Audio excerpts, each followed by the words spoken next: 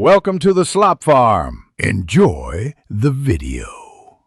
In this video, I will explain how to remove Subaru Forester roof rails. First, gather your tools. You will need a flathead screwdriver and a 10mm socket wrench. Also, have a clean cloth and a small container ready for the bolts.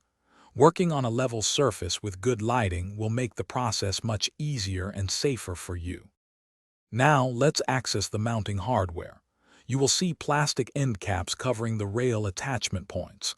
Carefully use your flathead screwdriver to gently pry these caps off. Take your time to avoid any damage to the caps or your vehicle's paint. Once removed, you will see the bolts underneath, ready for the next step. With the caps off, it's time to detach the rails.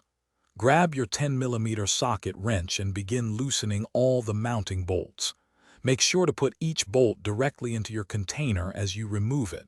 Losing even one can be frustrating.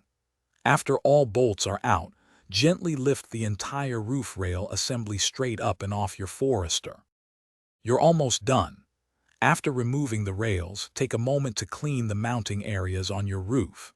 This helps prevent dirt buildup. If you prefer a smooth look, you might consider installing a roof rail delete kit. Finally, store your removed roof rails and all the hardware in a secure spot, just in case you want to reinstall them later. Thanks for watching. Consider subscribing if we helped you today.